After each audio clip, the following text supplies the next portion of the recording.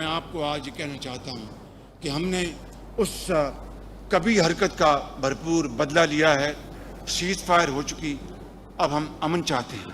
میں نے یہ بات کئی مرتبہ کی کہ ہم کشمیر، ہم پانی کے مسئلے کے اوپر، ہم ٹریڈ کے اوپر، ہم کاؤنٹر ٹیررزم کے اوپر ہم بیٹھ کر بات کرنا چاہتے ہیں۔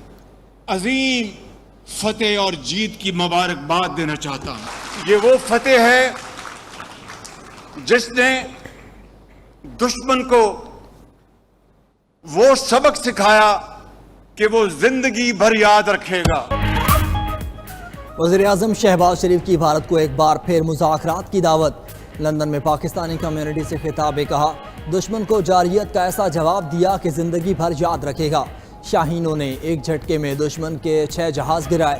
معرکہ حق کی کامیابی پر آج مغرب سے مشرق تک دنیا والے پاکستان کو سلام کرتے ہیں۔ اب سیز فائر ہو چکا، پاکستان امن، ترقی اور خوشحالی چاہتا ہے۔ بھارت جھگڑالو پڑوسی کی بجائے اچھے ہمسائے کی طرح رہے۔ ہم کشمیر، پانی اور انسداد دہشت گردی سمیت تمام مسائل کا حل چاہتے ہیں۔ مسئلہ کشمیر حل کیے بغیر بھارت سے تعلقات استوار نہیں ہو سکتے۔ وزیر اعظم نے مزید کہا، جیسے ہم نے دشمن کو شکست فاش دی، ایسے ہی غربت کا خاتمہ کریں گے، قرضوں سے نجات پا کر ملک کو عظیم بنائیں گے۔ شہباز شریف کا اوورسیز پاکستانیوں کو خراج تحسین، کہا، ترسیلات زر کے بغیر پاکستان کی معیشت آگے نہیں بڑھ سکتی۔ اوورسیز پاکستانیز کو سونے اور جواہرات میں بھی تولا جائے تو کم ہے۔ وزیر اعظم نے اوورسیز پاکستانیوں کو اشعار بھی سنائے۔ پاکستان سفارتی طور پر دنیا کے نقشے پر نئے تشخص کے ساتھ ابھرا۔ نائب وزیر اعظم اسحاق ڈار کا کہنا ہے، اقتدار سنبھالا تو پاکستان ڈیفالٹ کے دہانے پر تھا۔ سول عسکری قیادت نے مل کر نہ صرف معاشی میدان بلکہ دفاعی محاذ پر بھی قوم کا سر فخر سے بلند کیا۔ وزیر دفاع خواجہ آصف بولے، بھارت سمجھتا تھا وہ خطے کا چیمپئن ہے، 10 مئی کو اس کا غرور خاک میں ملا دیا۔ ایسی عبرتناک شکستگی کے تاریخ میں مثال نہیں ملتی۔ وفاقی وزیر چودھری صالح حسین نے کہا، معرکہ حق کی کامیابی اور پاک سعودی دفاعی معاہدے سے دنیا بھر میں پاکستان کا مقام بلند ہو رہا ہے۔ میڈیا سے گفتگو میں امریکی سیاستدان ساجد طارڑ نے کہا کہ آج دنیا پاکستان کی طرف دیکھ رہی ہے، اسلامی نیٹو کی شروعات ہونے جا رہی ہے۔ وزیر اعظم کا دورہ امریکہ بھی اچھا رہے گا، شہباز شریف اور ڈونلڈ ٹرمپ کی ملاقات بھی ہوگی۔ وزیر اعظم شہباز شریف آج برطانیہ سے امریکہ روانہ ہوں گے۔ کل نیو یارک میں فلسطین سے متعلق سربراہی کانفرنس میں شریک ہوں گے۔ شہباز شریف 26 ستمبر کو اقوام متحدہ کی جنرل اسمبلی سے خطاب کریں گے۔ مقبوضہ کشمیر میں بھارتی مظالم اور فلسطین میں اسرائیلی نسل کشی پر بھی بات کریں گے۔ خطے میں امن کے لیے عالمی برادری سے فیصلہ کن اقدامات کا مطالبہ ہوگا۔ ماحولیاتی تبدیلی، دہشت گردی، اسلاموفوبیا اور ترقی پذیر ممالک کو درپیش مسائل پر بھی بات کریں گے۔ ترجمان دفتر خارجہ کے مطابق وزیر اعظم کی کئی اعلیٰ سطح کی تقریبات اور اہم اجلاسوں میں شرکت ہوگی۔ صدر ٹرمپ اسلامی رہنماؤں کی ملاقات میں شریک ہوں گے۔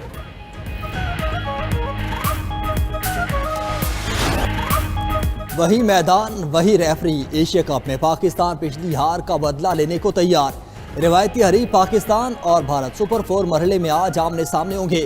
دلوں کی دھڑکنیں بے قابو، سب نظریں دبئی پر لگ گئیں۔ ہائی وولٹیج میچ رات 7:30 بجے شروع ہوگا۔ میچ سے قبل شاہینوں کی بھرپور پریکٹس، حتمی پلان بھی بنا لیا۔ اعصاب کی جنگ میں کوچ کی بیٹرز کو کھل کر کھیلنے کی ہدایت۔ قومی ٹیم میں بڑی تبدیلیوں کا امکان۔ صاحبزادہ فرحان کے ساتھ محمد حارث یا فخر زمان اوپننگ کریں گے۔ سائم ایوب کو 4 یا 5 نمبر پر کھلائے جانے کا امکان۔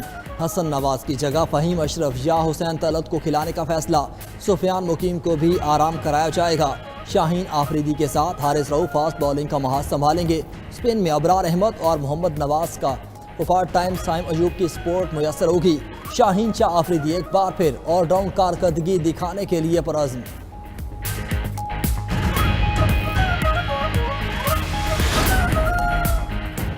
Chairman P C B Mohsin Naqvi کی دبئی میں قومی ٹیم کے کھلاڑیوں سے ملاقات، حوصلہ بڑھایا، خوشگوار انداز میں ہلکی پھلکی گفتگو۔ ہیڈ کوچ کے ساتھ پاک بھارت میچ سے متعلق گفتگو کی۔ محسن نقوی کا کہنا تھا وہ کھلاڑیوں کی حوصلہ افزائی کے لیے پہنچے۔ پلیئرز اور مینجمنٹ سے ملاقات بہت اچھی رہی۔ پر امید اور دعا گو ہوں کہ آئندہ میچز میں ٹیم بہت اچھا کھیلے گی۔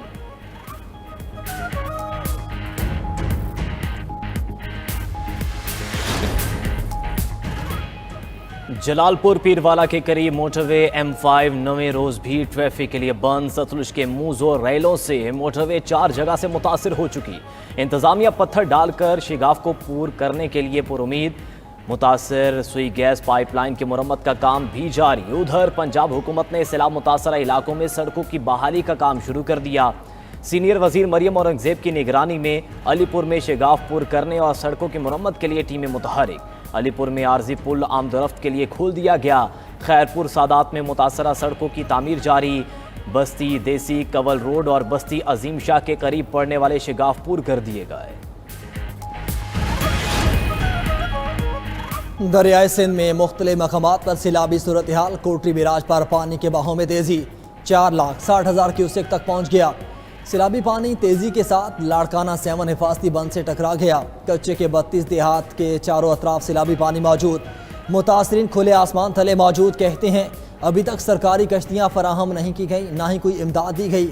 سیلابی ریلے سے ٹھٹھا میں بھی کچے کے کئی علاقے زیر آب، ہزاروں افراد کی محفوظ مقامات پر منتقلی۔ شکارپور میں کھڑی فصلیں اور چراگاہیں پانی میں ڈوب گئیں، ہزاروں ایکڑ زرعی زمین برباد، کاشتکار مالی مشکلات کا شکار۔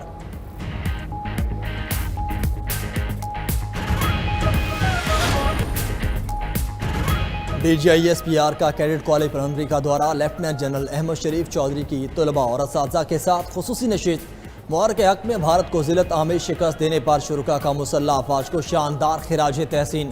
طلباء اور اساتذہ نے سوالات کے مدلل جوابات پر D G I S P R کا شکریہ ادا کیا۔ پرنسپل کیڈٹ کالج کا کہنا تھا کہ D G I S P R کی گفتگو اور عزم نے ہمارے حوصلوں کو مزید تقویت دی۔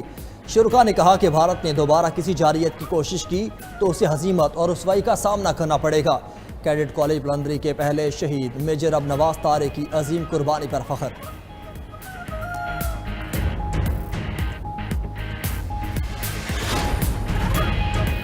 امریکی صدر ٹرمپ کا افغانستان کے حوالے سے اہم بیان۔ رپورٹر نے سوال کیا کہ آپ بگرام بیس واپس لینے کے لیے زمینی فوجوں کے استعمال کا امکان مسترد کر رہے ہیں۔ صدر ٹرمپ نے جواب دیا، ہم ابھی افغانستان سے بات کر رہے ہیں، بگرام بیس فوری واپس چاہتے ہیں، اگر وہ واپس نہیں کرتے تو پھر آپ جان جائیں گے کہ میں کیا کروں گا۔ دفاعی ماہرین نے صدر ٹرمپ کے بیان کو انتہائی اہم قرار دے دیا۔ سوال کیا کہ کیا افغانستان میں افغان طالبان کی سرپرستی میں چھپے فتنہ خوارج اب امریکہ کے خلاف بھی جہاد کا اعلان کریں گے یا ان کے بزدلانہ حملے صرف پاکستان کے خلاف ہی ہیں؟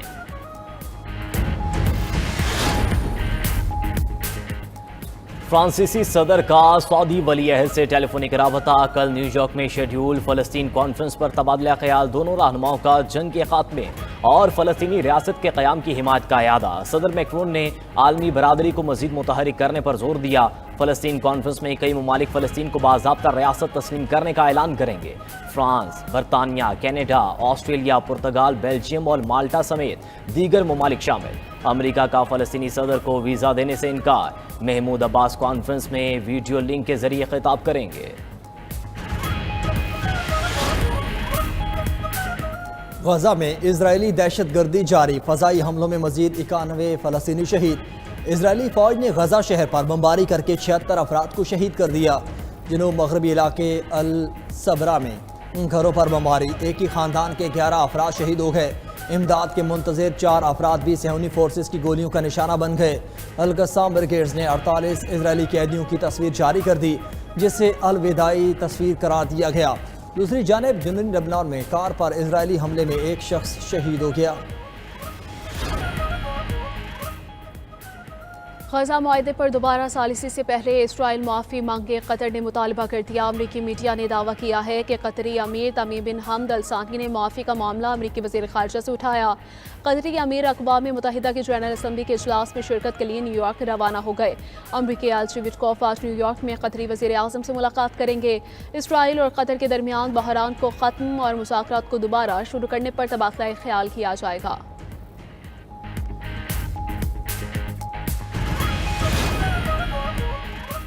اور نیدرلینڈ کے دارالحکومت دی ہیگ میں ہزاروں افراد کا مہاجرین کے خلاف احتجاج۔ حکومت سے سخت امیگریشن پالیسی کا مطالبہ۔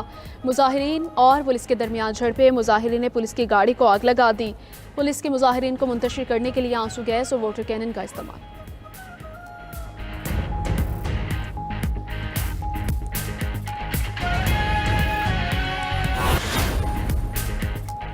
ईरान का बैनुल अक़वामी एटमी तवादीन एजेंसी से ताउन ख़त्म करने का ऐलान। सुप्रीम नेशनल सिक्योरिटी काउंसिल ने कहा कि यूरोपीय ममालिक की पाबंदियों के सबब IAEA से ताउन ख़त्म कर दिया जाएगा। जुमे को अक़वाम मुत्तहिदा की सलामती काउंसिल ने ईरान पर पाबंदियाँ ख़त्म करने की करारदाद मुस्तरद कर दी थी।